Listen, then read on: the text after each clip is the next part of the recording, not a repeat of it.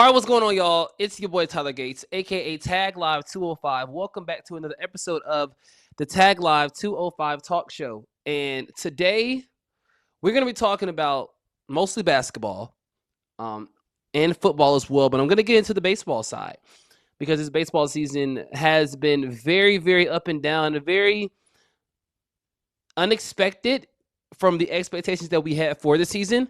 Obviously, we understand that there are bumps in the road, and we understand that teams are not going to be up to par, especially come mid-May, which we are in right now, or closing into slightly. We understand also that getting swept in the NBA playoffs is no mere mortal. You cannot get swept in the NBA playoffs. I've been there before with my team. It hasn't happened recently, but I've been there before. And it hurts. And I know how Philly fans are feeling right now. It hurts. They're probably the best fans in sports. Other than Dallas, other than New York, obviously, other than Los Angeles, other than probably Miami, they are the biggest fans in sports. All around. And we're going to get into that right now. We're going to talk about that. But before we do, make sure to subscribe and like to this channel. You guys' support is unwavering, and I will not stop saying that. You guys are the reason why this channel has continued to push forward. We have gained so many subscribers since the year 2026 started, and we plan on doing that. Like I said, I have a lot of projects for you guys coming up, and I'm going to start doing longer episodes. Like I said in previous episodes or an episode that I'm going to have a 20 to 25-minute episode just talking about the trending stories. And then I'm going to have my short clips as well. So I've started doing that with Pirate Peyton. If you have not already seen that, go watch that. It's a very short clip. Those short clips are going to entail everything in a nutshell on the topic at hand. Also, and lastly, we have very special guests coming very, very soon. So stay tuned for that. And stay tuned for some tutorials as well over this summer, as this summer plans for me. It's going to be the summer of Tyler A. So be in tune with YouTube channels. Be excited, because not only are we finishing up a major opportunity in our lives right now that you'll see at the end of the year, but we are also beginning new opportunities that we have been blessed with. So make sure you stay tuned for that. But without further ado, let's get right into this. Now, Oklahoma City absolutely dominated the Lakers, despite what people may think about the foul baiting and Shai Gilgeous-Alexander's antics and Austin Reeves complaining, as they say. I'm totally in agreement with Austin Reeves on that, but the part that I do disagree with him on is the fact that you have to go after the referee subsequent to the game and let your frustrations pour out. That's not what we're going to do. They took a series 4-0, and finishing off game 4, 118-103, we saw LeBron James enter the tunnel, as he has done on so many occasions before leaving the team. So this is nothing new to us who grew up watching LeBron James, and we've seen him do it in Cleveland in 2009. We've also seen him do it in 2014 when he lost the finals to the San Antonio Spurs in 5 games. We also saw him do it when he got swept a second time in the NBA Finals. First time was in 2007 by the San Antonio Spurs. This time by the KD-led Golden State Warriors, winning their back-to-back championships. And then he moved on and went to the Lakers, where now he's on the Lakers, and I feel like he's going to go back to Cleveland. I feel like this is the final season coming up for him. I thought this was the final season right here because it's year 23. He wears number 23. He's synonymous with the number 23. But I just don't feel like he'll let Kobe get the up on him. I feel like he's going to go in 24, and yeah. That's me just trying to connect the dots. So, but other than that, Game 2 was really the turning point of this series. 126-119 in an overtime win for the OKC Thunder, where OKC closed out on a 12-2 run, exposing LA's late game execution issues. Now I'm going to go off script here and talk something else about this series, because DeAndre Ayton became unplayable in this series. And you even saw J.J. Redick, the head coach of the LA Lakers, say it himself. Muttered the words, he's unplayable. I can't play him. If you go on TikTok and social media and the rest of social media, you'll find that clip if you type in the right words. It's on there. There's major media. There's major media people talking about it. And the Lakers camp and portions of their media has already pointed to the problem. It was flop driven, this whole series, by OKC. We can say the same thing about New York and Atlanta. And I'm not just saying that because I'm an Atlanta Hawks fan, but I'm saying that because it's true. Jalen Brunson foul baits. And Shai Gilgeous-Alexander foul baits as well. Love Shai Gilgeous. Went to my favorite collegiate school in Kentucky. Also, Jalen Brunson, Villanova. Cool, I get that. We have to stop at some point and say, why are these guards starting to foul bait? Why is it the guards that are foul baiting and not everybody else? Oh, it's everybody else. You look at OKC in New York. Those are the two teams that are flopping the most. Now, once again, I'm not in agreement on any side, but what I am saying is at a point it has to stop because there is a rule implemented in the NBA that says if you flop, you get fined. That's just to sum it up. But on the other side, for the Knicks, getting back to them, the Knicks fans claim that it's always the referees versus the Knicks. When in reality, they're watching from afar. They're saying that, oh, we need our foul calls. But the non-Knicks fans, like myself, we're looking and saying the same thing about the New York series. They're drawing fouls, slowing the pace, and living at the free throw line. Literally. The Knicks are really living at the three-point line as well. We can go on and say that too. Love it, hate it. The modern NBA playoff style right now is ridiculous. And it's sparking debate again like it did in 2002 when the Lakers had all those free throws against the Sacramento Kings. I know you remember that. And it was controversial. And that particular referee, not to be named, went under investigation for essentially fixing games. And the NBA is already under, not investigation, but they're already under the conspiracy, it have been for years, about the draft lottery being fixed, which I'll point to in a different episode. But to finish out this segment, I don't want people to see this as a foul baiting segment. I want people to see this as we have got to crack down on what the real issue is in the NBA, and it's flopping, it is foul baiting. No team should be getting more amount of free throws unless it is a foul. If it's a foul, yes. If it's not a foul, come on now. And that's why I feel like we should go back to the 90s style of play. Let's hand check. Let's play one-on-one. Let's play defense. Jalen Brunson can't play defense to save his life. That's why I had to switch off Deuce McBride and OG and Mikal. Can't play defense, but you want the ball in your hands. At least Shai Gilgeous is a two-way defender. You know what I mean? OKC, they don't care. They're moving on.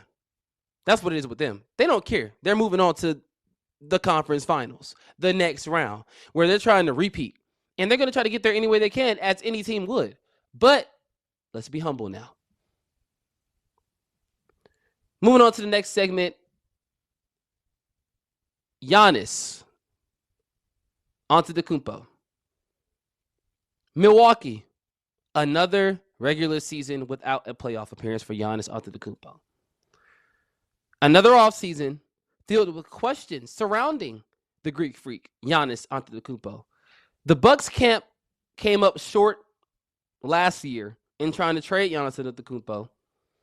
They need to work with the Bucks, or work with Giannis' team, rather, to try to find him a landing spot. Because Shams just reported yesterday that the Bucks are now open once again to fielding offers for their superstar player, Giannis Antetokounmpo. Now the league is asking this question, I'm assuming. This is the end of the Giannis era in Milwaukee. I think it happens this offseason. I don't think the Bucks are going to try. Giannis at this point has stressed so many people out when it comes to trades.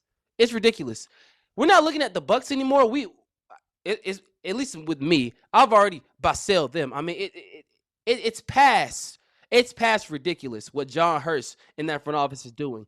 But Giannis, I want him to stay in Milwaukee. I want him to be one of those small market superstars. I want him to be the Kobe, the Dirk, the Tim Duncan, the Curry. I want him to stay in Milwaukee and retire a buck.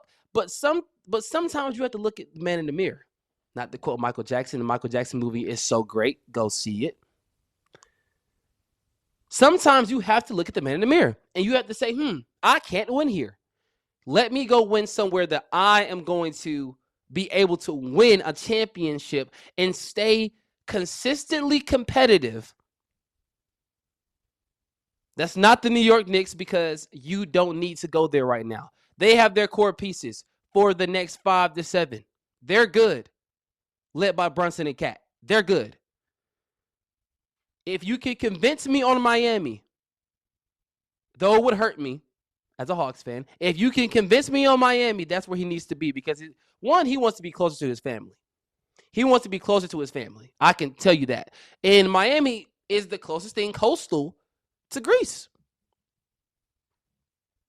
So I'm thinking about it from that standpoint. I'm also thinking about it from a environmental standpoint. Miami, marketable. Milwaukee, not so marketable. He makes it the marketable. Marketable. Think about it. It's Miami. One of the best cities in the world. Top 5. Houston, I get on the phone. I would trade KD away for some pieces. I get on the phone trying to get Giannis. I'm not trading Alper and Şengün. I can't trade Alpi. He's my franchise centerpiece. You traded away Jalen Green. You see how that works for you.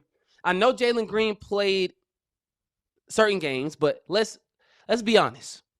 You see how that worked out for you by trading away Jalen Green. I know he did not play a lot, but it still hurts them to this day that they did that last year. Not to say that Kevin Durant messed them up, but the timeline, they rushed it a little bit. They took Golden State to 7 games and felt like KD was the one to get them over the hump in the Western Conference when he doesn't even play half the games he plays. And then on top of that, we want to trade Jalen Green. That doesn't here nor there.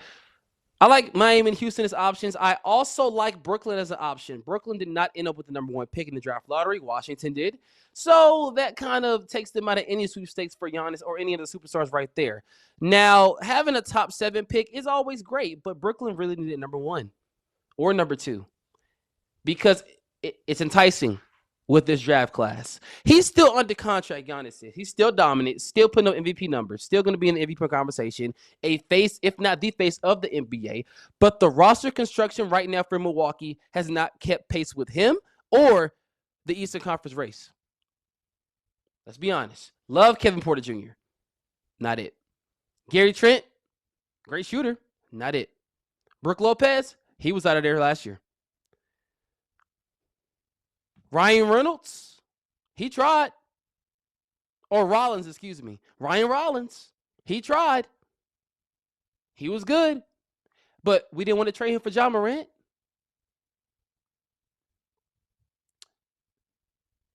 I think the front offices are monitoring this very closely. I'm not going to put a prediction out here when I say this, and I'm going to look right into the camera when I say this. I believe Giannis Antetokounmpo will be traded, and Giannis Antetokounmpo will be traded to a team nobody saw coming. And it's not going to be a team that's been rumored. I don't know why. I don't know where, how, when, or why.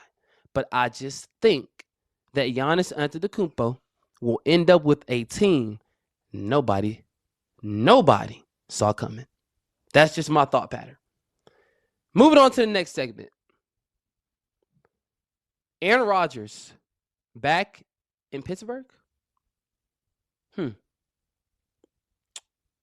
It's interesting always talking about the NFL and football in general. But I was watching NFL Live yesterday, hosted by Courtney Cronin amazing analyst, amazing reporter for the Chicago Bears and ESPN as well. Also, she's on Unsportsmanlike. You follow her social media as well. Great partner, a great reporter who I would love to have on the show. Courtney Cronin, if you are listening to this, would love to have you on the show. Would love to interview you. And they were talking about on NFL Live yesterday with Mina Kimes about the Aaron Rodgers situation. And the conversation is officially alive again. After the Jets experiment fell short of expectations, because it did. When he went to Pittsburgh, we thought,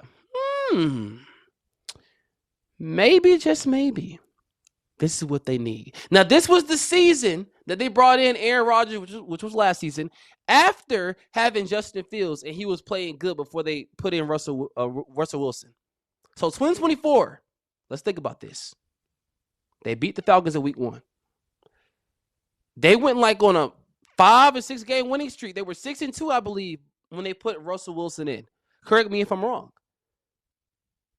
The long-term quarterback future was solved when we had Justin Fields. Now, I'm not saying he would have been you know what I mean. But still, it was solved right then and there for Pittsburgh after trading away Kenny Pickett.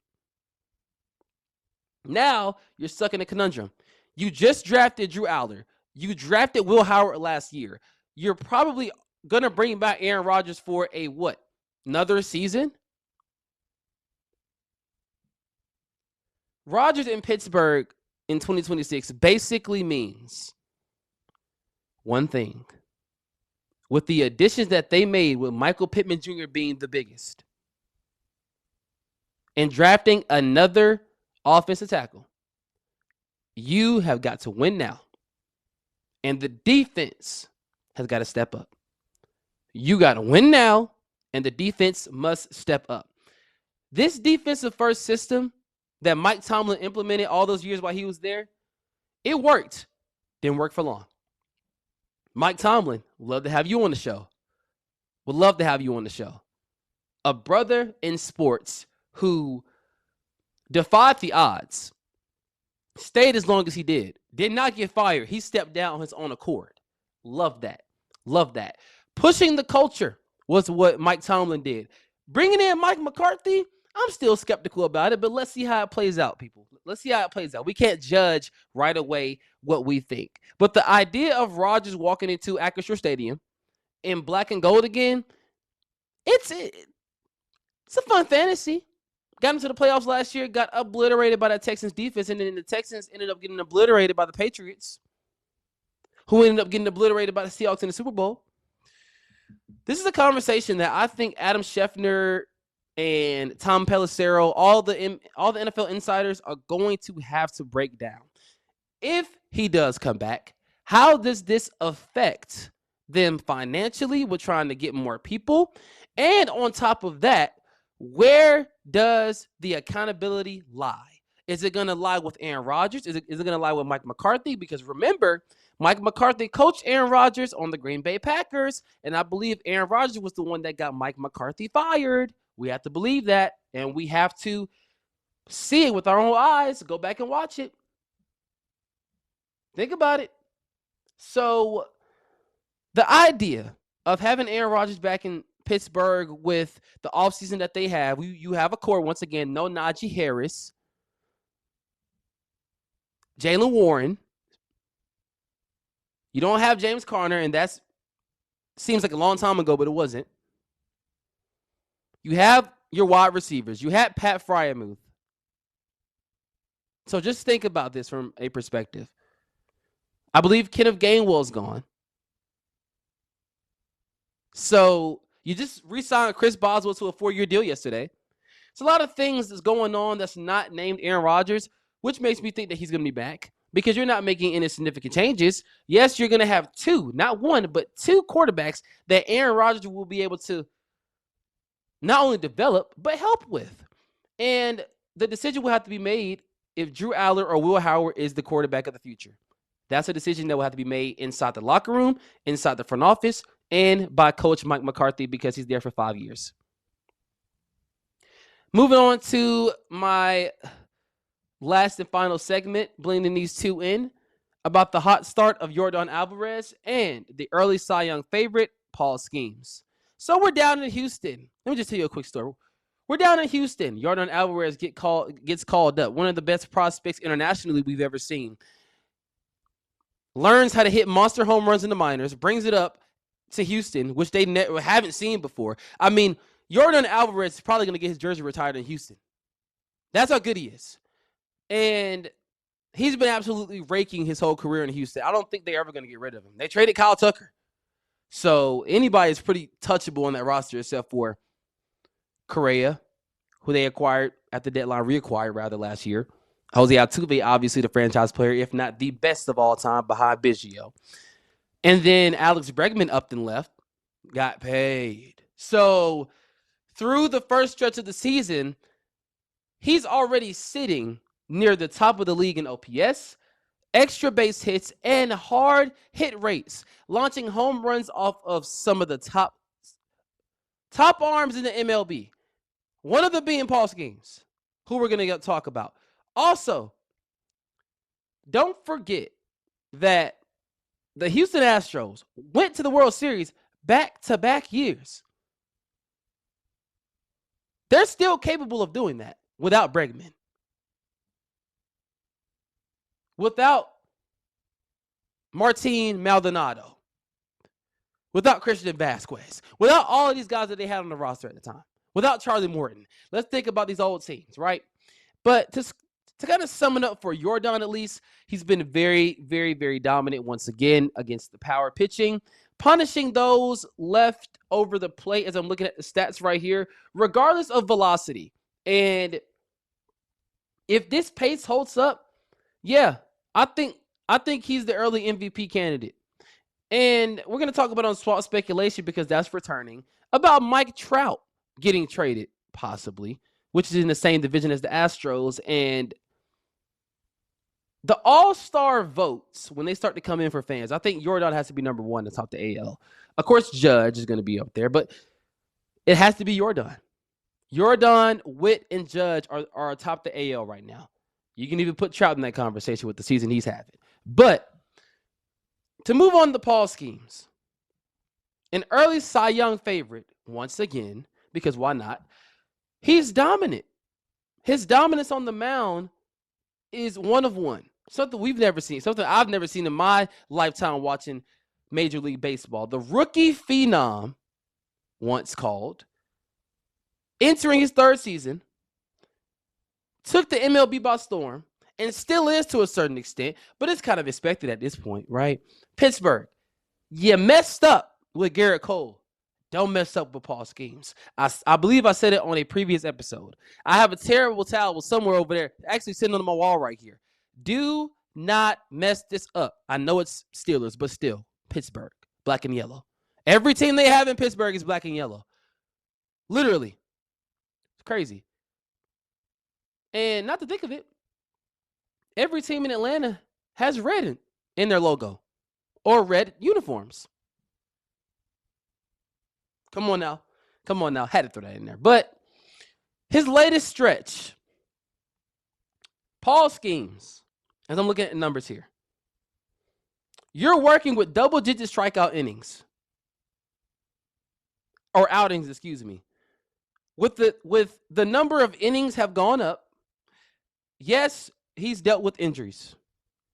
But the opposing lineups of who he's facing, like, if I were to look up right now who the Pirates are playing today, the Colorado Rockies, do we really think, now, this is no shot at the Rockies because they've been stunning everybody this year, and they have a great record, but do we think that the Pirates are going to lose to the Colorado Rockies with a lineup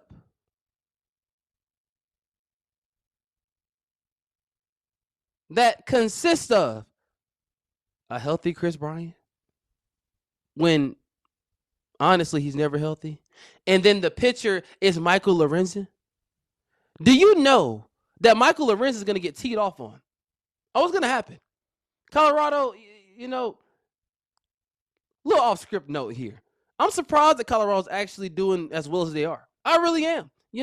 And Chris Bryant taking up all that money that he did in 2022. Oh, remember it. The spring, the winter actually of 2022 coming into that year. I cannot believe that they gave that man all that money.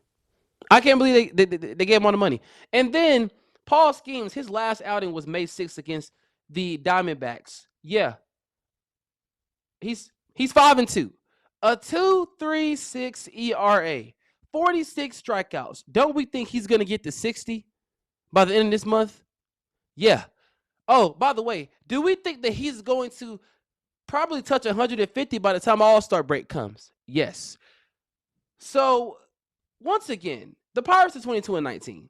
We understand that their lineup probably consists of Henry Davis. This is going forward, like in the future, 2-3 years from now. Henry Davis, Connor Griffin, obviously, who's the franchise star, if not Paul Schemes. You have Spencer Horwitz, who's probably not going to be there long term. Marcell Ozuna, who's a DH, probably going to trade him, right? You have Ryan O'Hearn. I think he can stay there for another year or two. Nick Gonzalez is a part of your future. By the way, you brought up Bubba Chandler. He's been great.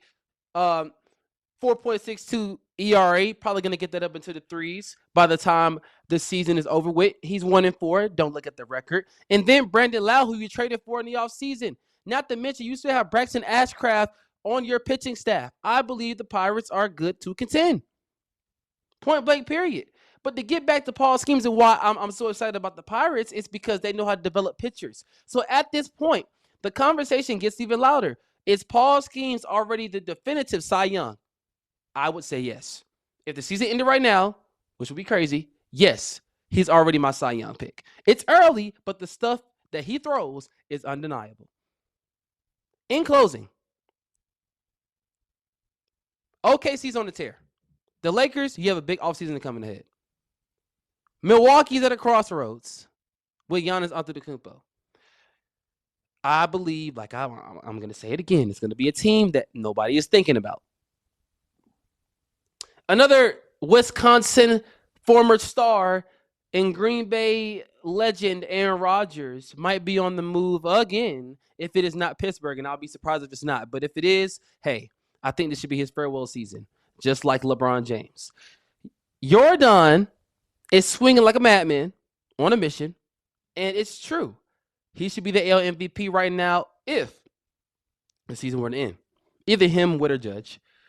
Schemes, we already have been through this and are going to continue to go through this. He's the best pitcher in baseball. And on top of that, Pirates, are we ready to make a playoff run this year? Please say yes, because you got Connor Griffin. He's 19 years old. The brother can't even drink yet, and he's already good. And LeBron, was this his final act?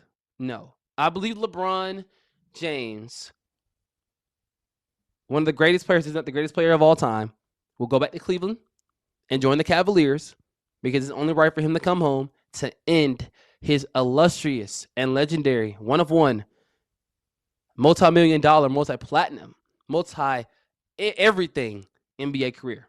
And we're just getting started. We're just getting started in sports, especially with the MLB season. The NBA season is starting to come to an end now. Western Conference Finals and Eastern Conference Finals, at least one of those opponents are already subject to face-off. And like I said, sports is giving us everything right now. Trendy stories, storylines, even in WWE. Got to talk about that because Backlash was crazy. If you have not already, please make sure you subscribe, like, and comment. We have a lot coming for you this summer. Make sure you stay tuned. If you have any questions, if you want to be on the show one day, please let me know. And hey, like I said, I'm your guy for all sports, all access, all the time. All right, y'all. I'm out. Peace. Yeah. They love to shine, hate the grind, love to win, skip the time. They ask how I got this far, I stay with